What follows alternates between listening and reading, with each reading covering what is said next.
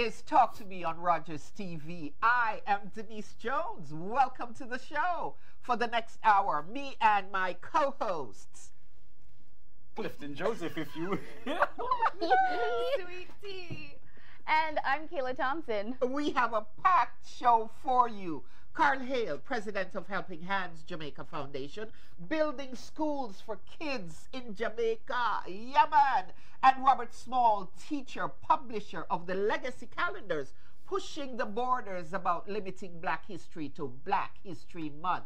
Young Bramptonian Jermaine Chambers tells us about seeking the Ontario nomination for the PC party in Brampton West. We have gossip at the end of the show with a tribute to Sister Joni Sledge. We are family. But to start things off with politics, we have Jagmeet Singh, ONDP for Bramalea-Gore-Malton. And welcome to Talk to Me.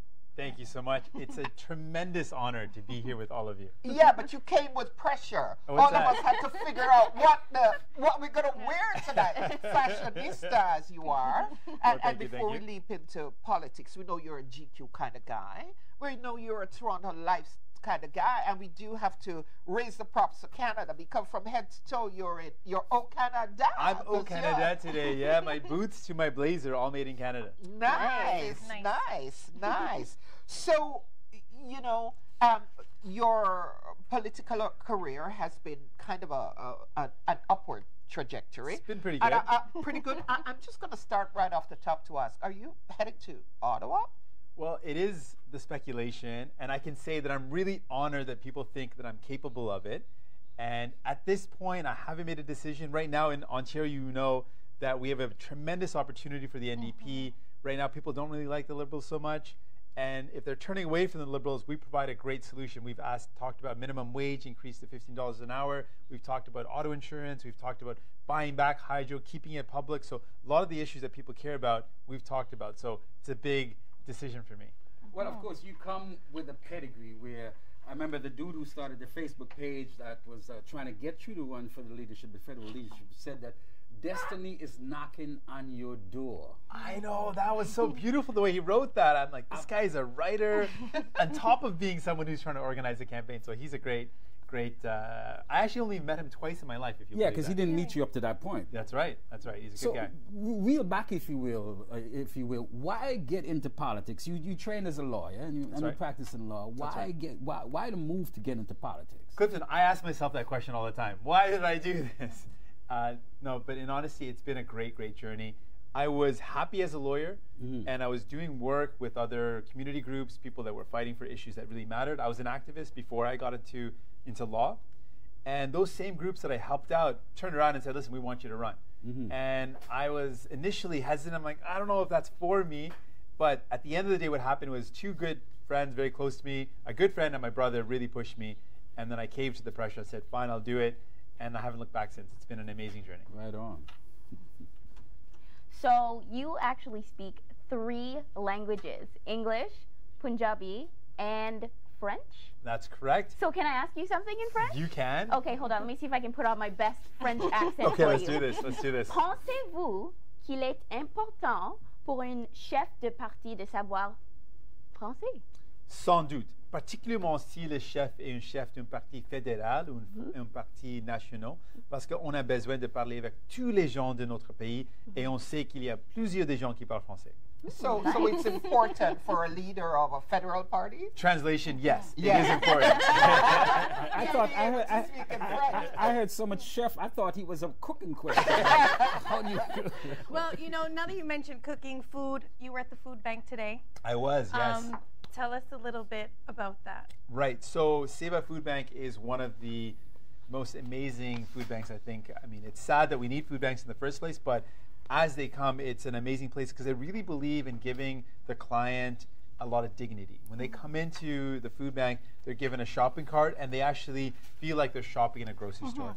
which is so important. People who are already in a difficult position don't need to feel the stigma or feel any sort of shame, and to give people that dignity that you can choose what you like instead of having a prepackaged. Not that it's bad to have a prepackaged, but that dignity is a beautiful thing to see people coming in and being able to choose what they want. And I was honored to be there with my team to do a little volunteer day today.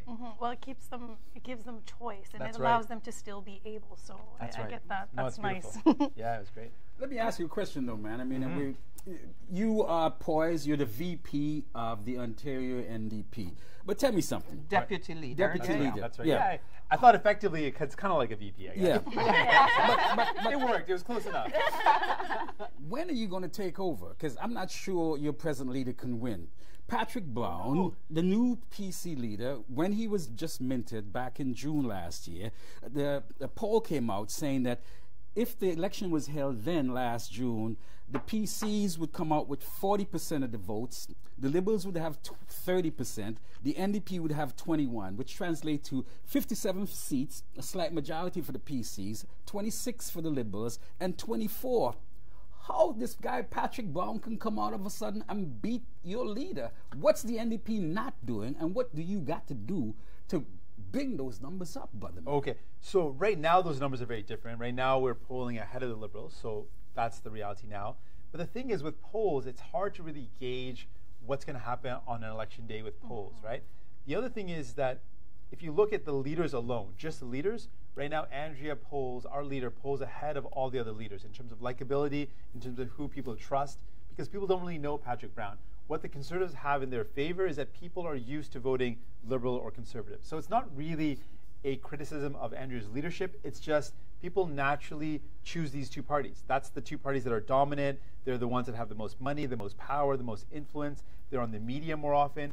And that's a reality because we're a party of the people.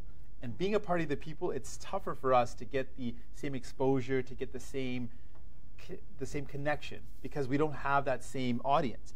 But at the end of the day, if you look at the issues that matter to people right now, people care about their hydro bills, they care about healthcare, education.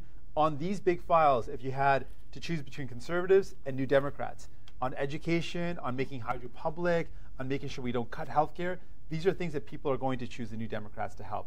The Conservatives can't solve these problems. And that's what we're hoping people will realize in the next election. So you're high school in Detroit? Yeah.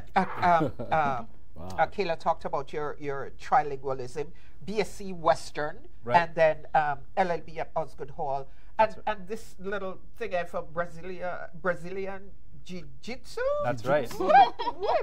What else is on your on your platform? And I mean, that's kind of a bumpy segue to the matters of diversity. Right. That this in 2021, I believe the Caucasian race is going to be the minority in this province. How are you addressing issues of diversity politically within your party? I guess you can talk to me about. Yeah. So I mean, one other thing to add in there. I actually grew up in Newfoundland, St. John's. Wow. I actually learned English in St. John's. That's where I was when I was about 2 years old till about 7. So I have that in the mix, which is also kind of interesting. Well, listen, because I grew up in a small town in the southern part of Ontario, southwestern Ontario, I experienced a lot of racism. And experiencing that unfairness made me more sensitive to the unfairness that other people face, whether it's women's rights, issues with gender justice, whether it's people from the LGBTQ community, whether it's other religious minorities, whether it's other races. The black community, for example. We know that anti-black racism is a real thing. Having faced unfairness, I'm more sensitive to those issues. So one issue that we pushed the government on, and I'm really honored that we had the full support of the party, was the issue of carding. We were seeing people being stopped disproportionately, and to the point that there were sometimes communities where if you were black and you were a young black man, you were getting stopped 10 times more often, 20 times more often than other communities. And what that does is it sends a message that just because of the color of your skin, you don't belong. It makes people feel like in their own communities, going to school, coming home from work, that there's something wrong with them. And we wanted to send a message that this was inappropriate. We pushed the party. The party supported me on this. We pushed the government by introducing a motion to declare that carding has no place in Ontario. That motion passed, and we saw the government immediately move to then end the practice of carding. So right now there's an implementation. There's some policies, regulations that say that carding should no longer exist, but this is where we need all of your support and our listener support. If you see or hear about or there's any ongoing carding that goes on, people are being stopped for no reason, they're not a subject of any criminal investigation, they're getting asked questions, their data is being recorded, let us know. Let your politicians know, contact my office, because we need to keep track of this. And we want to make sure that it's not just nice words on a piece of paper, but the regulations actually result in some sort of change. And I can't believe we're done our segment already. And Oh my goodness. like we just started. That was so In the 30 seconds that we have, Clifton, how do you want to wrap this? Well, man, I saw that film, The Beaver Boys. Yeah. Did they pimp your style? Or you pimp your style? I would like to say I'm one of a kind, but I'm honored that there's been a trend towards celebrating your identity. And we're seeing it across the board. People have to celebrate who they are. It's something that's so important to me. Nice. Great having you with us on Talk to Me. Welcome to our show, and we hope we see you again. And stay with us. We shall be right back.